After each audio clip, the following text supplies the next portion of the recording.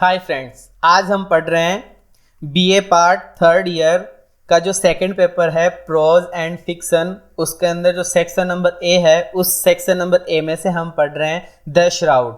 ये एक स्टोरी है जो रिटन बाय मुंशी प्रेमचंद के द्वारा लिखी गई है। इसको आज समझते हैं ये क्या है क्या नहीं है। तो देखिए, लिखा हुआ है सबसे पहले इंट्रोडक्शन। आपको इसी तरीके से अगर ये क्वेश्चन श्राउड में से ये कोई क्वेश्चन आता है तो आपको यही लिखना है introduction of the author.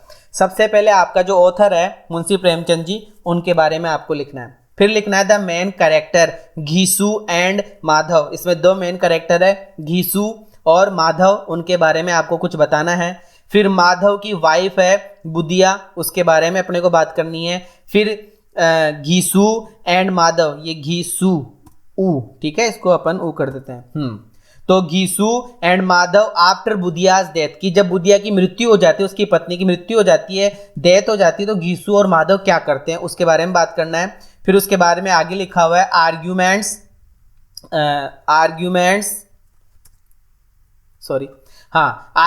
Given by the father and the son, कि पिता और जो पुत्र है वो क्या तर्क देते हैं, उनके बारे में बात करनी है। द लेफ्ट ओवर पूरी, जब वो लास्ट में जब वो खा पी लेते हैं तो लास्ट में जो पूड़ीज बचती है, पूड़िया जो बचती है, उनका वो क्या करते हैं। तो ये 6 पॉइंट हमें पढ़ने हैं। तो आपको इसी तरीके से लिखना है introduction of the author, the main characters Ghisu and Madhav, Madhav's wife Budhiya, Gisu and Madhav's after Budhiya's death, arguments given by the father and the son, and the leftover puris। Clear है? अब देखते हैं एक एक चीज आराम से। पहला पॉइंट आपको दिख रहा है इंट्रोडक्शन ऑफ द ऑथर।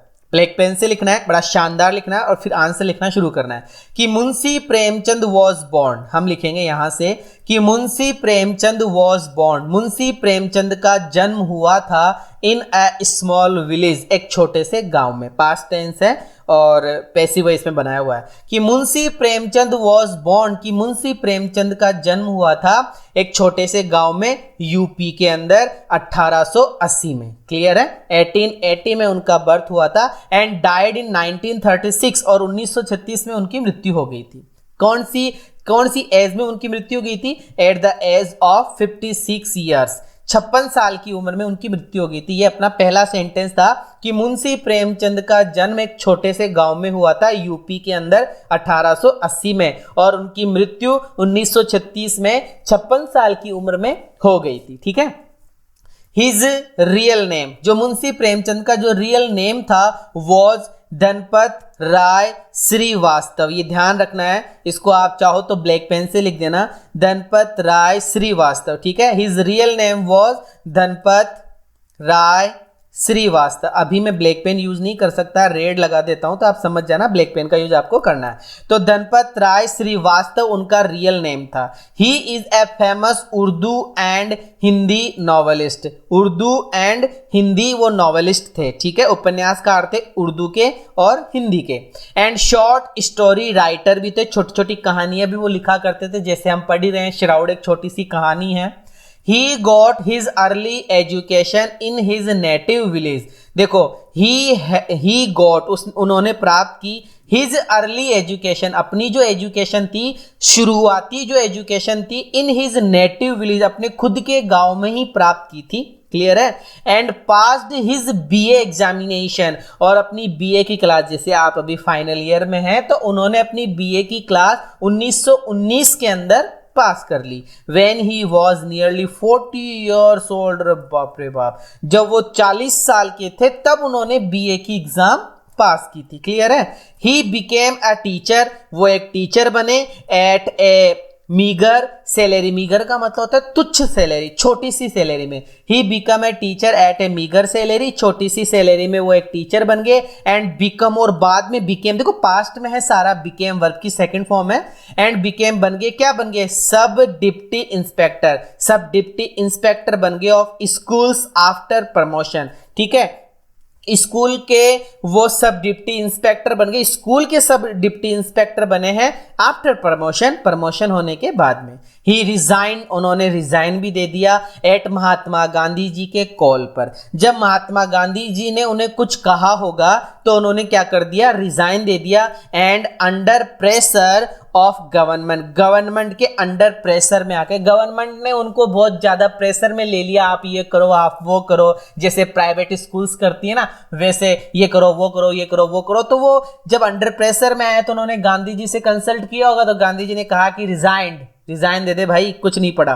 ठीक है, अब चलते हैं अपने नेक्स्ट पॉइंट पर। हमारा नेक्स्ट पॉइंट है the main characters Ghisu and Madhav. अब हम पढ़ेंगे घीसू कौन है और माधव कौन है।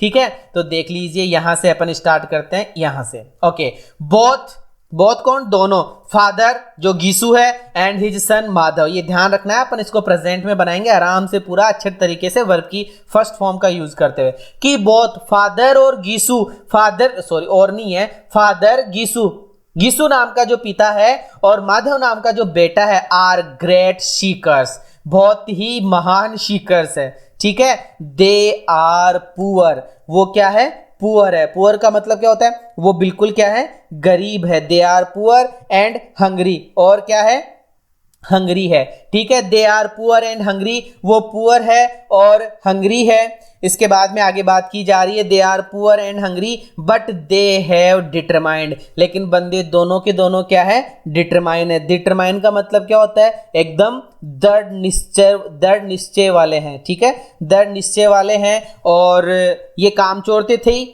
ठीक है, बोथ द फादर, सबका अर्थ बता दूं मैं आपको, फिर कहोगे सर अर्थ नहीं बताया। बोथ द फादर घीसू, जो अपने फादर घीसू है और सन माधव है, आर ग्रेट श्रीकर्स है। श्रीकर्स का मतलब होता है कामचोर, कामचोर है भाई, दोनों के दोनों बहुत भयंकर तरीके से कामचोर है। दे आर पुअर, वो गरीब है, एंड हंग्री, गरीब का मतलब मतलब गरीब, पुअर मतलब गरीब है, हंग्री मतलब भूखे हैं। बट दे हैव डिटरमाइंड, लेकिन दोनों के दोनों दृढ़ निश्चयी है कि to do as little work as possible, कि जितना संभव हो सके कम से कम काम करे। दृढ़ निश्चय है दोनों के दोनों की जितना हो सके कम से कम काम करे। The father breaks off some twigs, father क्या करते हैं, ट्विक्स तोड़कर लाते हैं, ये छोटी छोटी झाड़ियां तोड़कर लाते हैं। फॉर फायरवुड, फायरवुड का मतलब एक तरीके से ईंधन के लिए, अपने मतलब खाना बनाने के लिए जो आग जलाई जाती है उसकी जो लकड़ियां होती है वो ट्विक्स वो तोड़कर लाता है। And the son sells them,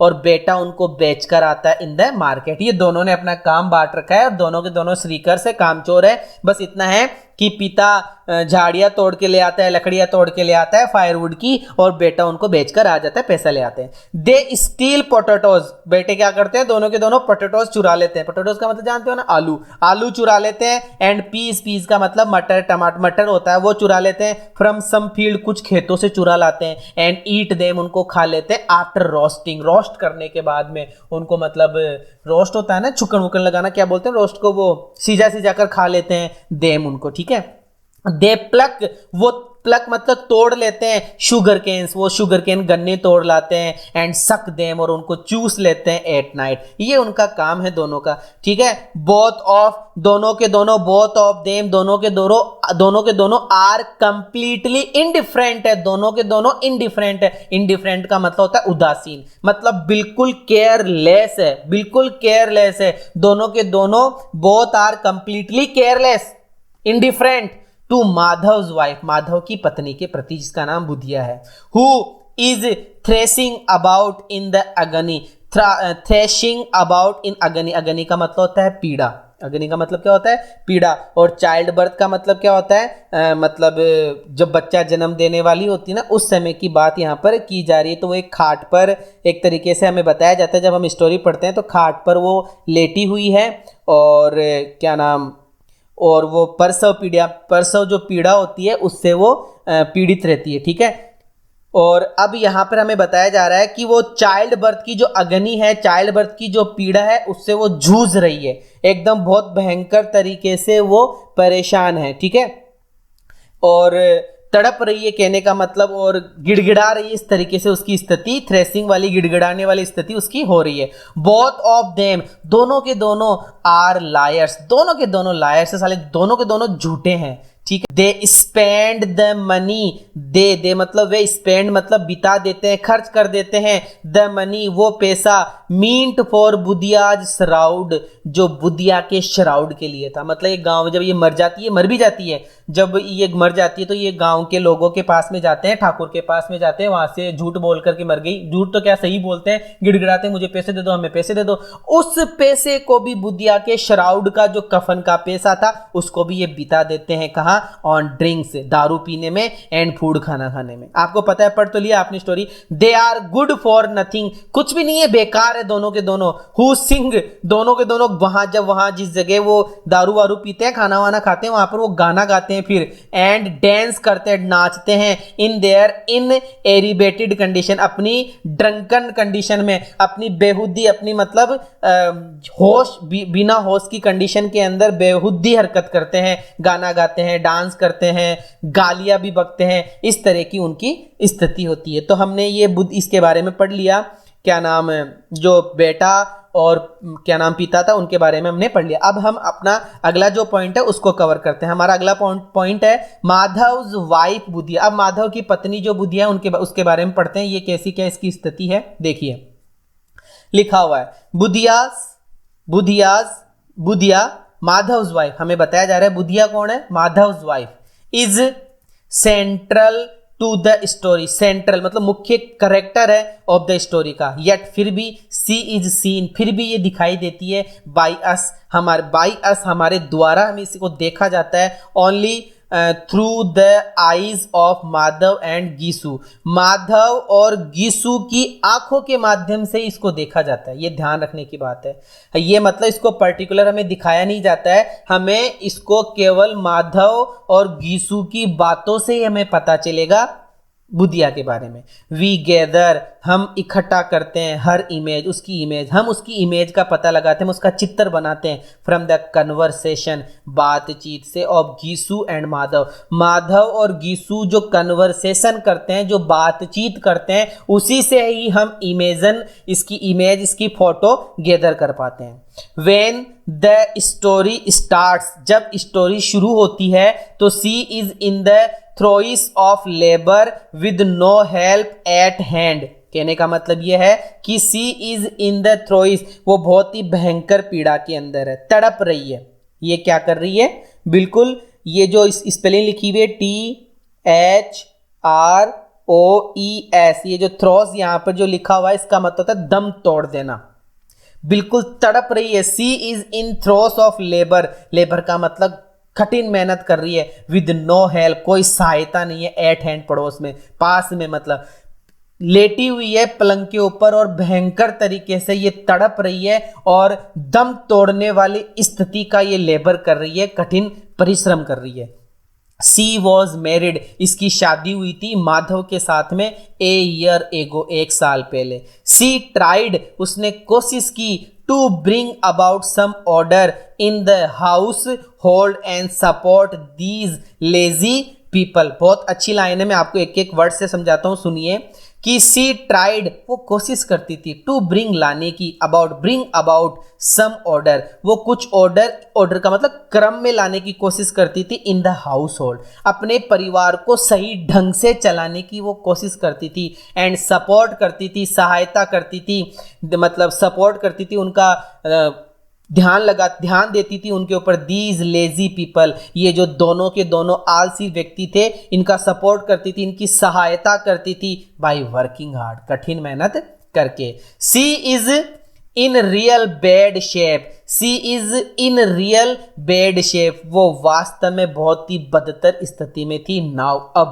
अब वो बहुत बदतर स्थिति में थी, विदाउट एनी हेल्प, बिना किसी सहायता के, बिना किसी मेडिकल के और बिना किसी और चीज़ के, ना तो उसके पास दवाई थी, ना उसके पास में कोई था, ना उसकी कोई सहायता करने वाला था।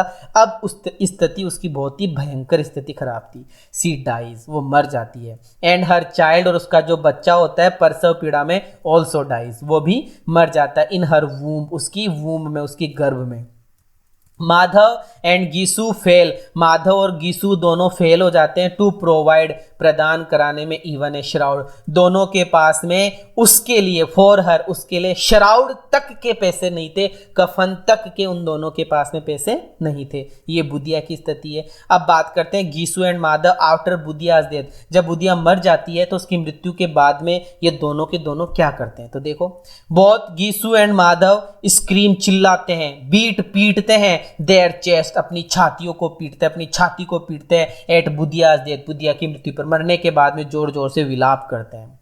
द नेबर्स, जो पड़ोसी है, कम, आते हैं, टू कंफर्ट देम, उन दोनों को आराम देने के लिए, कंसोल कर सकते हैं, आराम देने के लिए आते हैं, एंड गिव देम वुड, उनको लकड़ी देते हैं, बेम्बो, और बांस देते हैं, टू पायर, पायर का मतलब आग के लिए, फॉर द पायर, पायर मतलब आग के लिए उनको लकड़ी देते हैं, अर्थी के लिए उनको बेम्बो देते हैं। बोथ ऑफ देम, दोनों के दोनों, गो टू द विलेज जमींदार, दोनों के दोनों गांव के जमींदार के पास जाते हैं, हु गिव्स देम 2 रुपीज, और वो जमींदार उनको 2 रुपया देता है। अदर पीपल ऑल्सो कंट्रीब्यूट, अन्य लोग भी उनको कंट्रीब्यूट करते हैं, सहायता करते हैं, सम मनी की, कुछ पैसों की, टू मेक इट 5 रुपीज, और दोनों के पास में 5 रुपया हो जाता है। दे गो टू द मार्केट, वो बाजार जाते हैं, टू बाई ए श्राउड, एक कफन खरीदने के लिए, to cover, to cover, to cover, to cover मतलब कवर से कवर, उनको उस बॉडी को कवर करने के लिए। बुधियाज डेड बॉडी, बुधिया की जो डेड बॉडी है उसके लिए, but they spend all the money on drinks and food, खाने में और दारू पीने में दोनों के दोनों उन 5 रुपयों को खर्च कर देते हैं। दे सिंग, गाते हैं, डांस करते हैं, इन एरिबिएटेड कंडीशन में, मतलब बेहोशी की स्थिति में, एक तरीके से लड़खड़ाती हुई स्थिति में वो क्या करते हैं, गाना गाते हैं, डांस करते हैं, एंड फाइनली, और अंत में, फॉल डाउन, गिर जाते हैं, इन ए ड्रंकन स्टूपर, ड्रंकन स्टूपर का मतलब या ड्रंकन कंडीशन के अंदर एट लास्ट वो गिर जाते हैं। इतनी भयंकर बदतर उनकी स्थिति होती है। Arguments given by the father and the son, अब दोनों जब वो खान पीन कर रहे होते हैं उस समय दोनों वो श्राउड लेने की बात होती है उन दोनों के बीच में, तो क्या आर्ग्यूमेंट्स देते हैं, क्या तर्क देते हैं, उसकी हम बात करते हैं कि both the father and son, यहां से बात करते हैं, both the father and son wanted to buy some cheap material, कुछ सस्ता से सस्ता मटेरियल खरीदना चाहते हैं, फॉर द श्राउड, श्राउड के लिए, कफन के लिए। देन बाद में माधव सेज, माधव कहता है कि इट विल बी नाइट, देखो भाई नाइट हो रही है, रात हो रही है, पिताजी रात हो रही है। When they carry the corpse, when मतलब जब, दे मतलब वे, कैरी मतलब ले जाएंगे, ले जाते हैं, द कॉप्स का मतलब मरे हुए शरीर को, फॉर क्रिमिनेशन का मतलब अंतिम संस्कार के लिए, तो nobody will look at the shroud, कोई भी श्राउड को देखेगा नहीं, इन द डार्कनेस, अंधेरे में। कह रहा है माधव, तर्क देते हुए कह रहा है कि इट विल बी नाइट, देखो पिताजी रात होने वाली है, when they carry the corpse, जब वो कॉप्स को लेकर जाएंगे सेरेमनी, क्रिमिनेशन करने के लिए, अंतिम संस्कार करने के लिए, जब वह उसको लेकर जाएंगे, बॉडी को लेकर जाएंगे, तो आपको पता है डार्कनेस है, अंधेरा है, कोई उसको नहीं देखेगा। मोर ओवर, इससे ज्यादा, द श्राउड गेट्स बर्न्ट, और श्राउड क्या हो जाएगा, आपको पता है पिताजी, श्राउड जल भी जाएगा, along with the corpse, उस कॉप्स के साथ, मरे हुए शरीर के साथ। गीसू says that, गीसू कहता है कि shroud is not likely to go with Budhiya to her next abode, कह रहा है कि गीसू कहता है कि shroud is not likely to go, shroud नहीं जाने वाला है विद बुधिया, बुधिया के साथ, श्राउड जो कफन है वो बुधिया के साथ में नहीं जाने वाला है उसके नेक्स्ट अबोर्ड तक, उसके आगे आने वाले घर तक। अब वो मर गई तो उसके वहां, जहां जिस जगह वो गई है वहां उसके साथ में ये कफन तो जाएगा नहीं, ऐसा पिता ने कहा। देयरफॉर, इसलिए they do not by A shroud, इसलिए वो दोनों के दोनों क्या नहीं खरीदते, श्राउड नहीं खरीदते। द लेफ्ट ओवर पुरीज क्या करते हैं फिर वो देख लीजिए, लिखा हुआ है, after the father and son had eaten their fill, अपना पूरा पेट भरने के बाद में माधव गिव्स, माधव दे देता है, द लेफ्ट ओवर पूरीज, जो पूड़ियाँ वो मंगवाते हैं, खाते पीते हैं, और जो बच जाती है उन पूड़ियों को, उन पूरीज को, टू ए बेगर, वो एक बेगर को देते हैं। पहली बार जीवन में उन्होंने किसी को कुछ दिया। हु वॉज आइंग, जो देख रहा था, देम उनको, हंग्रीली, भूखे से देख रहा था। फॉर द फर्स्ट टाइम, जीवन में पहली बार, एंटायर लाइफ, पूरे जीवन में पहली बार, माधव एक्सपीरियंसेस, माधव को एक्सपीरियंस होता है, द प्राइड, गर्व का अनुभव होता है, प्लीजर खुशी का अनुभव होता है, हैप्पीनेस होती है ऑफ गिविंग कुछ देते हुए पहले बार जीवन में उसको क्या होती है, बड़ी खुशी का अनुभव होता है। इस प्रकार से ये हमने जो मुंशी प्रेमचंद की जो कहानी थी द श्राउड, ये हमने पढ़ ली। इस स्टोरी को आप ढंग से याद करो और अगर आपको चैनल अच्छा लगा है तो सब्सक्राइब करो। हम आगे ही जल्दी नेक्स्ट क्वेश्चन पूरा करेंगे। Thank you so much.